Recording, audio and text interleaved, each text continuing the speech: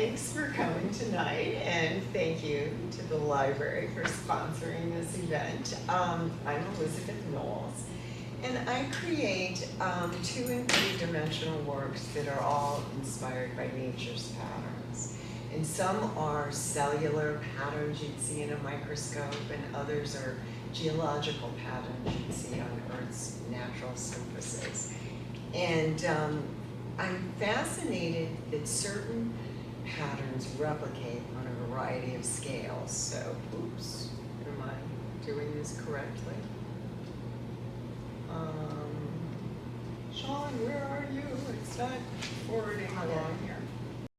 So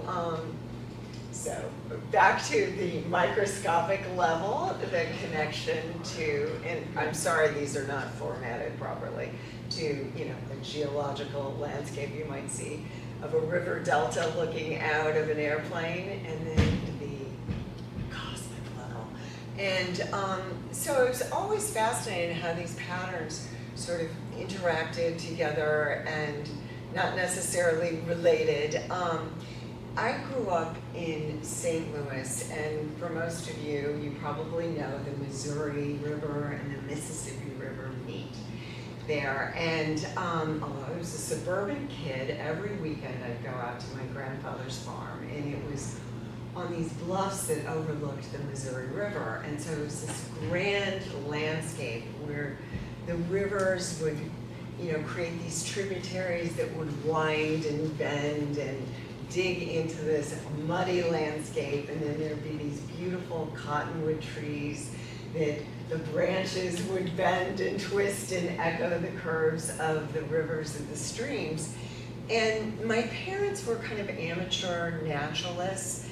My dad was an organic chemist and had a very investigative mind and was always encouraging me to observe nature. And my mom would keep copious notes and always, note if this wildflower was blooming at this certain time, and was it blooming the year before at that time. And so I was very much encouraged to observe the cycles of life and to observe all the changing patterns. And as I got older, I started studying biology, and then looking in microscopes, and then you could see photographs from telescopes at the night sky and see how those patterns are so interrelated. So here again, the cosmic scale, the human scale, and the microscopic scale. These are actually rose petals, which I think are so cool. And so I'm going to show you a series of works from the past 10 years. And as I said, I create both 2- and 3-dimensional works. And the paintings are all inspired by nature's patterns. In here you can see a detail. And I like, whether I'm doing sculpture or painting, they're all created sort of in a metaphorical way, connecting to how life forms are created. You think of a cell grouping together with another cell and another cell and another cell, and it forms this much more intricate, complex organism. So I like to think, when I have my acrylic paints and gels, that I'm creating these organic patterns by one little droplet of paint connects with another droplet of paint, another, till a more complex pattern forms, and that pattern relates to another pattern.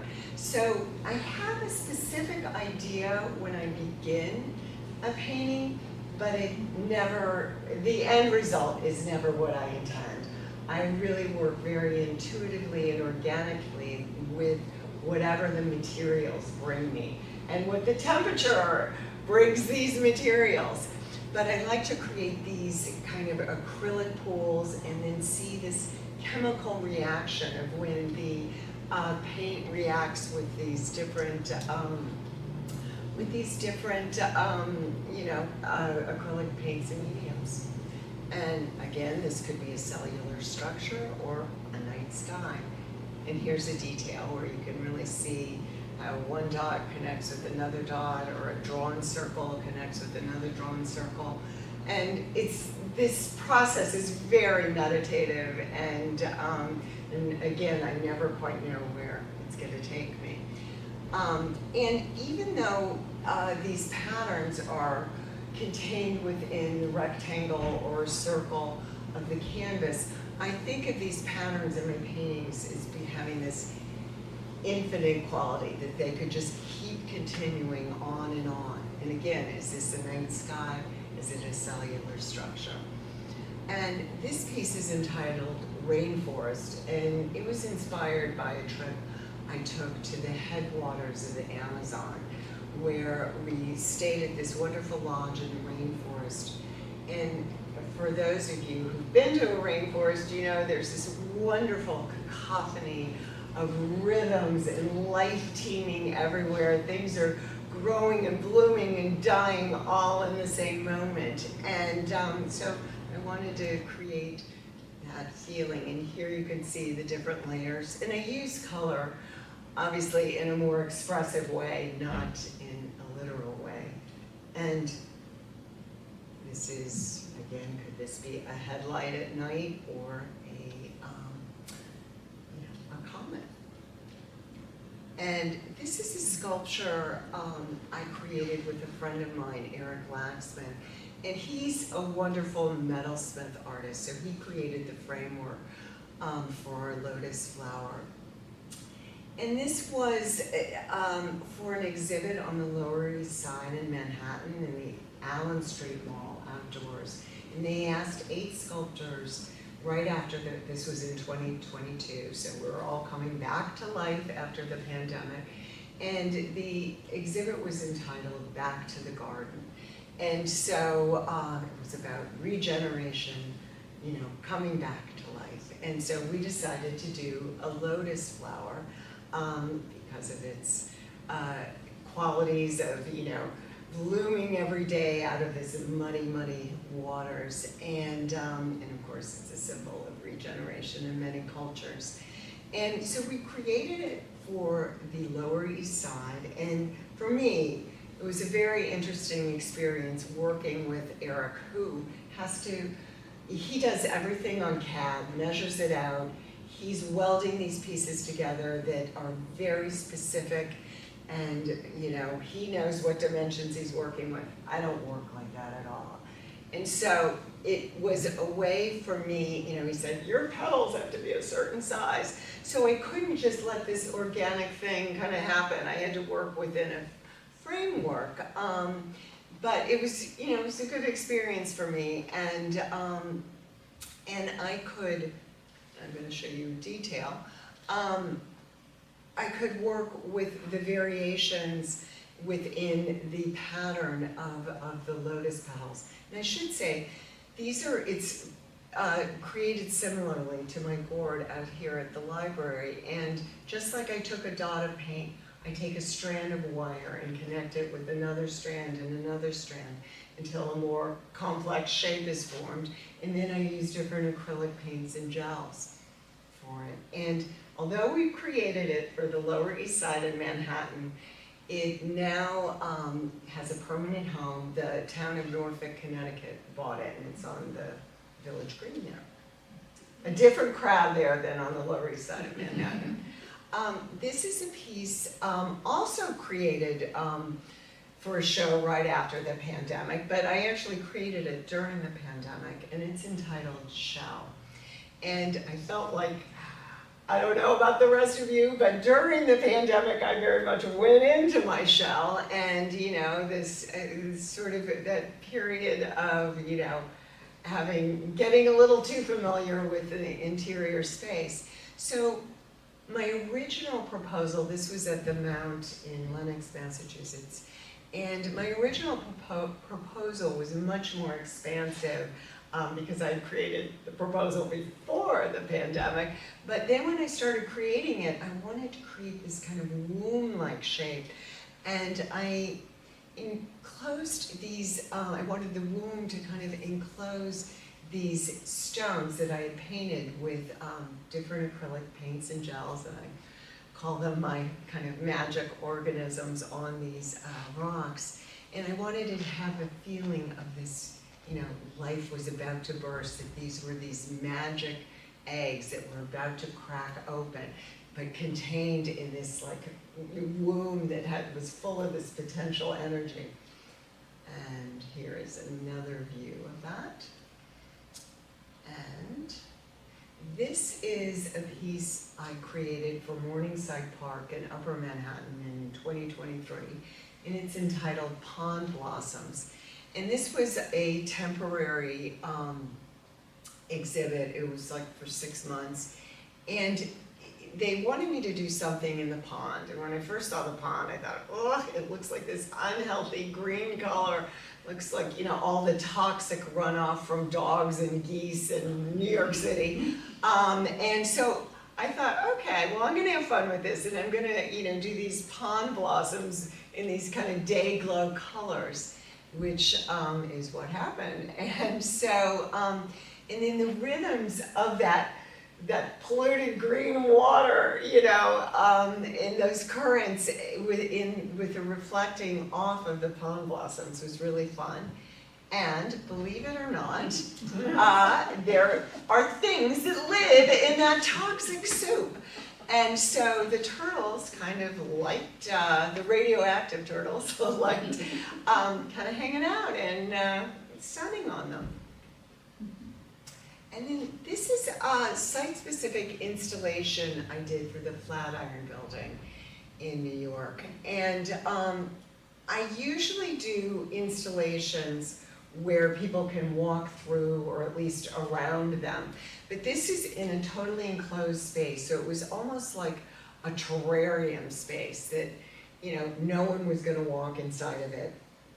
And I wanted to create kind of a feeling of a nebula bursting. And when I do a site-specific installation, I always feel like it's a collaboration with whatever architectural environment I'm working within.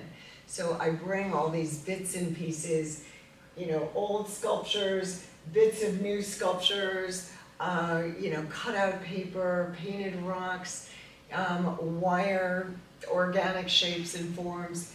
And I never know what I'm gonna do, and it's sort of like, I feel like a jazz musician. I just sort of improvise when I get there. And the wonderful thing, their photographer photographed this at night, and you could see, if you were inside, you could see all the conglomeration of materials. But it was raining, so you see the raindrops on the window added a whole other organic pattern to it. So that was really fun. And then this is a piece, also actually for a gallery in the Flatiron District, that I created from X-rays. And it's like 2 stories. That this is the first, the top story, and it went down. So like 20 feet of these X-rays that I cut out into floral shapes. I have a friend who's a physiatrist, and now all X-rays and MRIs are digital. And he was moving offices, and he said, "Do you want some X-rays?" And I said, "Sure." So he's like, "I'm sending some over right now in a taxi." So I cut out these forms, and in all of my work, I wanted to feel like it's a frozen moment in time. And I was thinking about an X-ray. That is a frozen moment in time of a person's knee or their back or, you know, whatever. And it made me think of, you know, the life cycle of us as humans and the life cycle and the larger sphere of the world. And so I cut these X-rays in these floral forms, thinking about, you know, how a flower blooms, blossoms, and then deteriorates and dies. And I wanted to have this feeling of rain, and so you can see, you can walk down the stairs and it keeps going. And they had these beautiful skylights, so when you first walk into the gallery, you're just like, oh, what are these shapes? It looks like rain coming down. And then you get up close and you're like, wow, that's a, you know, elbow or a knee. And this is a piece I did last year at a gallery in Long Island City in New York, and it's called From Air to Fire, From Water to Earth. And it was a group show. It was called Women of the Elements, and it was mostly women sculptors who use wood, metal, those kind of elements. So I had to think a little more metaphorically since I don't really work in those materials. And so the top portion, this is the air, or I call it the cloud portion, I cut out and sewed together biological texts and photographs. And so I wanted to have this kind of billowy, airy quality that flowed into the fire, which is created from my wire, connecting with other wires, and in the waves, which are also wire and acrylic, that then flow down into painted tile and painted slate that are all painted with my magic organisms. This is an installation I did last summer. Again, these are all site-specific temporary installations at Governor's Island. And for those of you who don't know, Governor's Island is off the tip of lower Manhattan. So you could go to the Staten Island ferry on one ferry, but the ferry next door is a very short ferry ride to Governor's Island. And it had been abandoned for many years, and I guess about 25 years ago, the city took it over, and it had originally housed naval officers. So there are these beautiful old buildings, but they had been abandoned for a really long time. And so they all have this history. They're landmarked now, but they can't renovate them. They can't do anything to them. So when I was asked to do an installation there, they give these houses to different arts organizations during the summer to create music or visual art events or sometimes ecological events. And the West Harlem Art Fund asked me to do an installation there. And when I got there, you know, there's peeling paint on the ceiling and this feeling like a family of raccoons probably lived here 20 years ago. And this kind of eeriness that like, are there some ghosts of some naval officers? Are there family members hanging out here? So I wanted to create kind of an alien, eerie atmosphere as well. So I imagined something emerging out of the chimney. So I'm using a lot of the same tiles you saw in the other installation that I'd done earlier that year. And then I'm using my organic woven forms with plaster and I used those foam tubes and things that I painted, but I wanted to have a feeling that it was creeping and crawling, and if you look the other way, it might creep and crawl another direction. And this is a detail. And another detail. And this is fun too, because people could move in and around this space. This is entitled Sunflower, and I did this last fall for a performing arts center in Jersey City, New Jersey. And it's this huge two-story lobby kind of atrium. So you could be 3 or 4 blocks away and look in on this concrete wall. So I wanted something that you could see from afar. And I had originally intended to do a more traditional sunflower with petals all around like a giant circle. But when I got to the space and I saw there were 2 auditoriums and there were rehearsal spaces and classrooms and people were moving through the space, I decided to do something more of a diagonal to have it have this kind of motion to it. And here's a detail. And again, this is all, you know, wire with acrylic paints and gels. And there you can see a human next to it. And another detail. And another detail. So in all of, whether I'm working site-specifically or with a contained sculpture or painting, I really want to connect landscapes and life forms, physics and physiology, death and detritus, and growth and form to show that mysterious interface we have with these different levels of life. But I don't necessarily need, that is my inspiration, but I don't necessarily need the viewer to know that. I want the viewer to come with their own experiences but to hopefully feel like the work is a celebration of life and a celebration of that big pulsation of the earth that emanates within us all. And I'm going to end with a little video that's going to show you some process and a montage of images. And afterwards, you can ask me any questions you might want.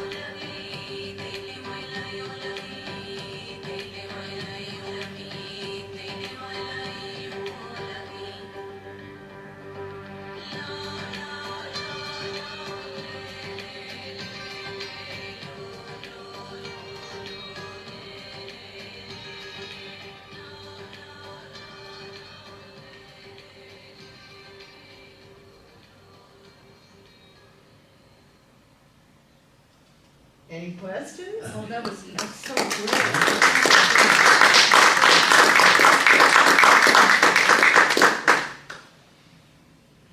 Yes. It seems like it would take an inordinate amount of time.